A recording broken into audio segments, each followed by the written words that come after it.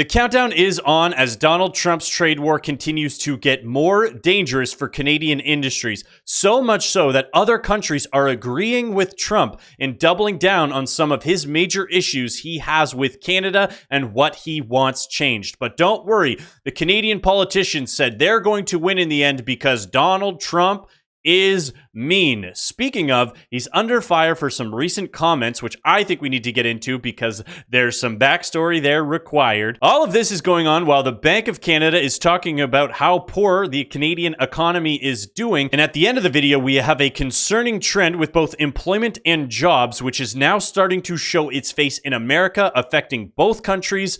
Let's get into it. So the most recent statements we have here is Trump says August 1st tariff deadline will not be extended, and here are the countries that might not make it. There is a high likelihood that Canada is not going to get a trade deal done, and we are seeing it is because, for some reason, the attitude coming out of Canada is not good. President Donald Trump warned that his August 1st deadline for making a trade deal with the U.S. stands strong on Wednesday, threatening several key nations with big tariff hike.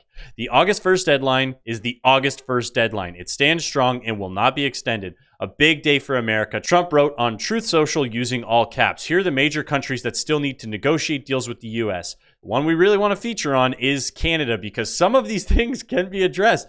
Trump sent a letter to Canadian Prime Minister Mark Carney threatening 35% tariff if a deal isn't struck, but negotiations appear to have stalled. I will say, obviously, you know, Trump's been under fire for, oh, he says these things, then he does the other. This has been a pretty clear trade deadline of August 1st. I do think if he doesn't institute the tariffs of 35% after his strong statements, that's not going to look good for the U.S. And one of the most recent statements we have from Mark Carney on the whole thing is it's a complex negotiation. You see the various trade deals that have been agreed upon by other jurisdictions, the European Union yesterday, Japan before that, Indonesia, UK. The assurance for Canadian businesses, for Canadians, is we will only sign a deal that's a good deal, the right deal for Canada, he told reporters. And one of the huge issues that you always hear, especially if you're American watching this, if you're Canadian watching this, it doesn't matter. You've seen the insane numbers like Canada has a 300% tariff on this and a 280% tariff on this. That is almost exclusively being done through supply management. And we have this article here, keeping supply management is economic suicide.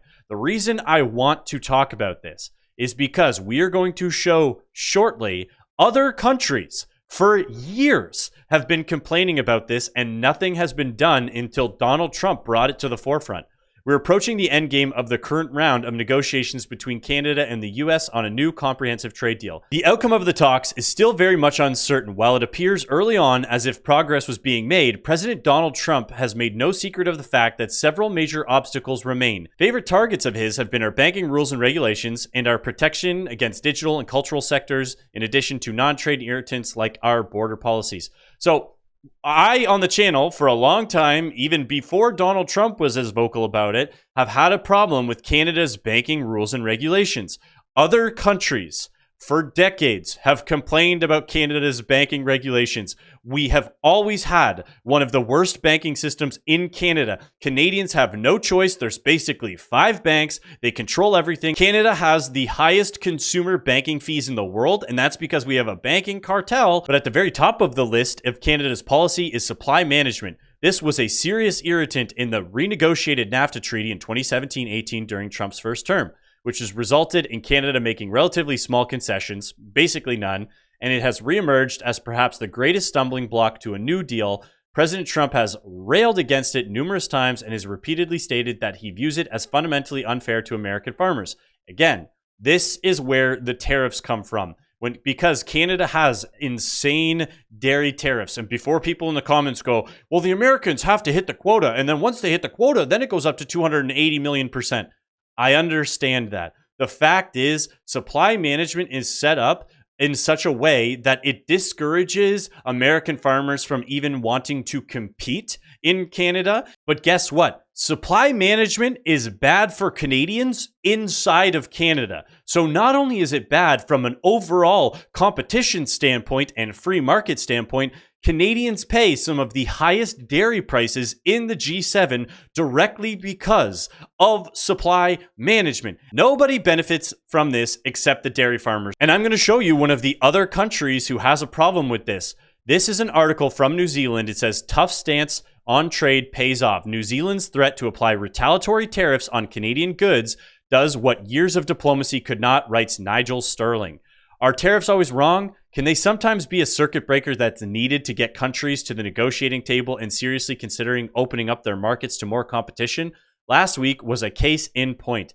Canada finally agreed it should give New Zealand exporters a fairer crack at its highly protected domestic dairy market. New Zealand is known as one of the top, safest, highest quality, best dairy producers in the world. So you can't use the argument of dirty milk anymore when you're trying to say this. So now it's just seeming like Canada is anti-competition when we are blocking the Americans. Because look at what they say here. And what did it take to get the breakthrough? More diplomatic niceties? No. It took a successful lawsuit, and when that was ignored because Canada didn't hold its end of the bargain up, surprise, surprise, which again, people act like, oh, America's just changing things. Canada has not pulled through on a lot of its trade commitments lately, pulling out the big bazooka of retaliatory tariffs and aiming at nearly $1 billion of Canadian imports entering New Zealand. It's not that I'm against Canadian dairy farmers. I worked on a dairy farm when I was in high school. The fact is, though, if Canadians want good quality competition in a free market, when we're trying to get a deal done and we have controlled banks, controlled grocery stores, supply management, which is blocking even other countries, not just the US. So next time somebody goes, well, it's just these big, mean Americans who are trying to bully their way into Canada. Other countries are not happy with Canada's current business practices. Speaking of big, mean Americans, here's a Canadian politician saying Canada is going to win the trade war because Trump's mean. Next, we'll head to Aaron MacArthur from Global News. Go ahead, Aaron. Premier, you mentioned Donald Trump and his impact on the Canadian economy, but the president and the White House are putting support behind Alaska's LNG industry. Similar products, same markets, with a significantly less complicated regulatory regime. Can Canada, British Columbia, win this race? Win the fight to gain access to these markets?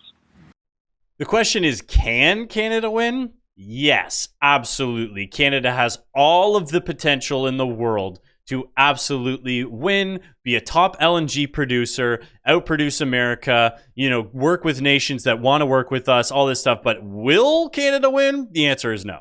Well, there's a one-word answer. No. Yes. And the reason for that, the simplicity of our answer, is the president's conduct. Here you have an individual that is insulting and demeaning other countries. Something tells me when the Philippines or India or any of these other Southeast Asian countries want access to LNG or Europe, they're not going to go, well, Trump said a mean word. That insists that his only concern is Americans, that he will make arbitrary and extrajudicial decisions. How dare the President of the United States say his only concern is Americans? How dare he? On a whim, announced through his own social media platform. If you are a government in Asia looking for reliable energy sources that you can count on, and a partner that you can count on that isn't going to suddenly cut off your access to energy, that isn't suddenly going to massively increase the tariffs on the energy or taxes on the energy that you're purchasing, then nobody would be looking at the United States right now. So the absolute broken brain Trump derangement symptoms that these guys seem to go through, for some reason can't comprehend that America is a 400-year-old nation that will exist even after Trump is gone, and these Asian countries will then still want to deal with America. We do not have the infrastructure set up in Canada to supply these Asian countries. They need LNG. Trump's not always going to be there. Do you think that they're worried about Trump being mean 10 years from now? Like, all of these projects are multi-decade long projects, and they act like, oh, well, Trump said a mean word today. That means in 10 years, Asia's not going to want to deal with the US. And it's so baffling that we have the ambassador, the US ambassador to Canada here, who's just, he still can't comprehend all of the anti-American rhetoric and the anti-American hate. Because I think he hasn't said this, but I think he's also being like, hey guys, Trump's not here forever. Have you liked the video yet? We're trying to get these videos out in front of more people. We're trying to grow the channel. If you like what we talk about here, feel free to subscribe. Love to have you on board. Let's get back to it. Do you understand why some Canadians are upset with your president when he talks about the 51st state, and why some of them don't want to travel, why provinces are banning alcohol? Do you understand why? In reality, I've talked to a lot of Canadians, and I will be the first to admit I still don't fully understand how personal and how aggressive some Canadians have become on this issue. Okay, so no, I don't fully understand it. I understand that those feelings exist. They're part of my reality. Don't you understand that the Canadians are so sad and so upset? And he's like, no, I really don't. But, you know, they don't really exist on the other side of the border. Americans are not banning the sale of Canadian products into America. I've asked a lot of places, you know, what's American tourism doing? And they say, it's the same, if not up this year. Americans still love Canada. We're coming here. We're spending American dollars in Canada because we view Canada as a friendly country. And even though, you know, we both have warts, okay? You don't like the 51st state? Guess what? We didn't like it that you didn't pay for NATO for years. But that didn't stop us from coming to Canada. And I think that, you know, I said it in another video, and I'm going to say it in other videos moving forward. We have Canada absolutely spiraling in the corner right now, while America's just on the dance floor, like having a good time, just vibing. And they're like, hey, man, you want to come dance? And they're like, I can't freaking stand that guy having fun. And America's just like, just having a good time, vibing. So the hate that for some reason continues to manifest in Canada. And I said this, Canadians watching, you have to acknowledge, yes, the hate is new, but the idea of Canadians being better than Americans and, well, at least we're not American, that's been around for a long time. It's just manifesting into absolute vitriol and anger. And, you know, now it just doesn't matter what Donald Trump says, what he does. It's just like, he's trying to hurt us. And then, you know, later in this interview, he talks about how he respects that Trump's a straight shooter when he talks. And then you end up with comments like this. And I loved this. It made me laugh out loud. Trump is under fire for these statements right now. And people are calling him a bully, calling him mean. But I'm going to provide context as to why people need to understand why these statements end up manifesting. But Europe has a big immigration problem. But they also liked when I said that they have one of the worst mayors anywhere in the world in London. He's a horrible mayor, nasty guy, stupid guy in my opinion, but he's a nasty man. And I want nothing to do with him. But I didn't think it was a big statement. And so many people said, thank you for saying that. He's a bad guy. Khan is his name, I guess. He's done a lousy job, I can tell you that. A terrible mayor. Mr. President. No, but people liked it so much when I said that. I love his sassy face at the end of this. Let's go to the sassy face. Like, people liked when I said that. Okay, we got to get serious. Listen, Trump's under fire.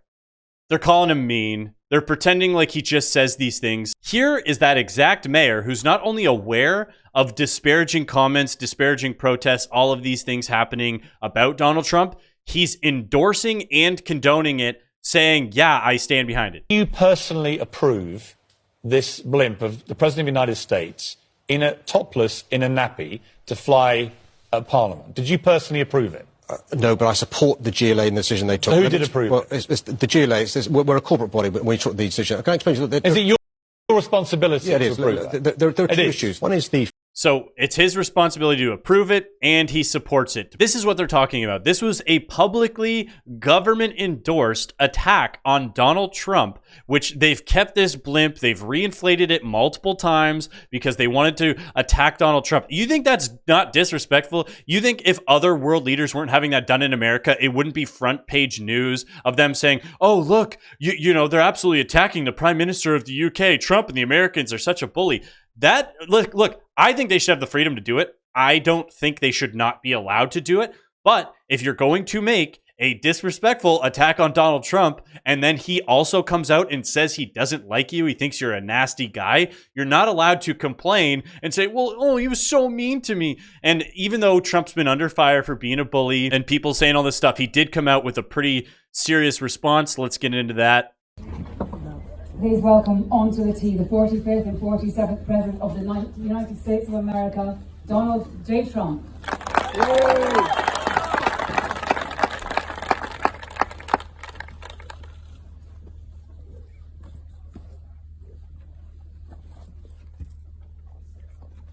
Boom. Absolutely crushes it. Great contact. This is such an amazing response. And this person, Brick Suit on Twitter, said, "No pressure, just the first tee shot ever on your new golf course with the world press watching. President Trump," and then allegedly this 290 yards is under contention. And I think, yeah, he probably did not drive it 290 yards. But he did crush that drive. And again, Donald Trump is under attack on all sides all the time. So when he also attacks other people, and if he had made a mistake there, if he whiffed that drive, I guarantee you every state media, every large news station around the world would be covering his embarrassing gaffe. I'm not going to run cover on Trump for every single thing he says. I do not think he's some perfect guy. I think he's got tons of flaws, just like everyone else. So anyways, keep doing what you're doing, Trump. Absolutely crush the drive. Love to see it. And honestly, we are just seeing constant big wins for America right now. It's been very motivating seeing you got the guiding light right now, especially as Canada is struggling. Here we are back to the old days. Let's get into this. You can take the dude out of the country. You can't take the country out of the dude. Hell yeah.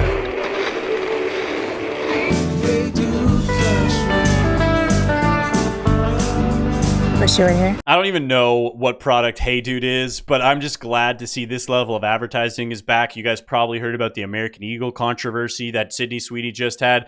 I think we're seeing some peak Americana come back. It's what everybody wants to see. The people are clamoring for it. It's good to have some good news, some positive stories like that, because this is the Bank of Canada making their announcements about employment issues and jobs, and I'm going to show you how that's manifesting and how this is also going to be affecting America. At this rate decision, there was a clear consensus to hold our policy rate unchanged. We also agreed that we need to proceed carefully with particular attention to the risks and uncertainties facing the Canadian economy. If a weakening economy puts further downward pressure on inflation and the upward price pressures from trade disruption are contained, there may be a need for a reduction in the policy interest rate. So far, the global economic consequences of U.S. trade policy have been less severe than feared. Yeah, and people, that's the interesting thing, because everybody was like, Trump's going to destroy everything. And who knows, these tariffs are going to take a long time to manifest because they're barely even really active right now as they stand. But if August 1st hits and we get those blanket tariffs on those countries who haven't got deals, I don't know. These things take a while. In Canada, we had robust growth in the first quarter of 2025, mostly because firms were rushing to get ahead of tariffs. In the second quarter, the economy looks to have contracted as exports to the United States have fallen sharply, both as payback for the pull forward and because tariffs are dampening U.S. demand for our goods. Well, I mean, since the tariffs, again, don't really exist that much, it's not that big of a deal. But we'll get into some of these other impacts, which, we're seeing the contraction. Turning to inflation, CPI inflation has been pulled down by the elimination of the carbon tax and is just below 2%. None of the mainstream media freaked out about the carbon tax. However, a range of indicators suggest underlying inflation has increased from about 2% in the second half of last year to around 2.5% more recently. This largely reflects an increase in non-energy goods prices. Shelter cost inflation remains the biggest contributor to CPI inflation, but it continues to ease. Yes, it continues to ease. Rents are falling. House prices are falling. The economy is really not doing that well in Canada. So whenever we see people saying like, oh, inflation, well, shelter is a lagging indicator. The unemployment rate has moved up modestly to 6.9%. 69. So I wanted to get to that because, yes, unemployment is growing. The inflation numbers are slowing in Canada because the economy is not doing well, which he just said. He obviously didn't word it as strongly. Here's where we get into the employment trends, the economic stuff, and why I think this is also starting to manifest in the U.S. as well. Well, new data is revealing just how hard Canada's cap on foreign student visas is hitting Conestoga College. There's been a significant drop in international enrollment at a time when the college has been slashing jobs and programs. CTV's Alexandra Hollick crunching the latest numbers for us and joining us live now. Alexandra, how much of a drop are we talking here? Tony, international enrollment is down 62% this spring compared to last year. And while domestic enrollment is up, it won't make up for the loss in revenue and likely won't bring back laid-off employees. Laid off employees being the key word there, but also thank goodness on the 62% drop in international students. Still too high. Just over 8,500 international students are enrolled at Conestoga College this semester, a drastic drop from more than 22,600 last spring. Well, you got 62% less students, so you don't need as many employees. And this is why, again, Canada got addicted to foreign labor. Canada got addicted to immigration. These colleges, which were tiny, tiny little colleges in small cities, were bringing in 30,000 students in a single year, having additional 8,000 students continuing. So 38,000 students at one single college, even including their satellite campuses in there. This program was used as a gold rush for colleges. It was used for people to skip the immigration line and is at the expense of the Canadian average worker, which is why when we see videos like this, I want this warning to go out to the Americans too, because it seems to be a certain country which seems to be undercutting all of these jobs. I don't blame these people individually. I blame the corporations who are using them to undercut all of these jobs. And of course, that country is India. Okay. You need 1 room key or 2 room keys? 2, just in case I lose one. Yes, I will just complete this for you. Just help me with your signature, what it says guest signature. Let me just process your room registration form. Please wait while we process your registration form. Please note that we have a strict policy of no smoking, no pets, and no visitors allowed in any of our guest rooms. Signature must match the one on your ID. Using your finger. I'm telling you right now, corporations, if I go into a hotel lobby and I'm greeted with an Indian on an iPad and you're asking me to check into this hotel, I'm leaving. There's no way I'm checking into a hotel that can't hire a local person to work there, and you want me to get customer service through an Indian on an iPad. No chance. And what happened, again, as we continue to pump in all of these people, what's going to happen is wages are going to be suppressed to the point where they're now choosing to have people not even be in the countries. They're just on iPads. That's insane. But look at this story right here. Imagine what this does to local wages and how much the corporations win when you have lineups of these people. And keep in mind, when you see every single person here, this is in fact in Canada. People sometimes need a reminder. It's just about 10 o'clock now. The doors actually open at 11, but hundreds of people have already lined up here, and I'm told that thousands more are expected. Now, the CNE already received 54,000 applications online, and there are more than 5,000 jobs available, including positions for cashiers, game attendants, food service workers, midway operators, and informational guides. Now, this surge comes during, as you said, a troubling labor trend, which is basically unemployment for teenagers in Ontario is the highest it's been in decades. Nearly 1 in 4 teenagers in the province is out of work. And according to Statistics Canada, unemployment among 14 to 24-year-olds is hovering around 14%. So we spoke to some applicants who are lined up here for a few hours now about how difficult it's been for them to find a job. Say what you will about Donald Trump, but things are getting done, and these Canadian industries do need disruption. We do need new trade deals to help us domestically. That's the crazy thing. Canadians are going to actually win in the long run here too if we open up to more countries, just their businesses, because as we've seen, immigration has gotten way too high. It is absolutely crushing the employment market. Jobs are getting harder and harder to find. They go on to interview people saying, I've been applying for a year, 2 years, I can't get anything. This needs to stop now. We need major changes in Canada. If you made it this far in the video, you absolutely rock. Don't forget to like and subscribe. We're trying to get these videos out in front of more people. If you want to contribute to the channel, there is a link down below. I also have a Wealthsimple link. If you want to sign up there to take on the big banks, but you can do it through YouTube, the link, whatever. It's a great help because we're talking about a lot of important stuff here. Thank you and have a great rest of your day.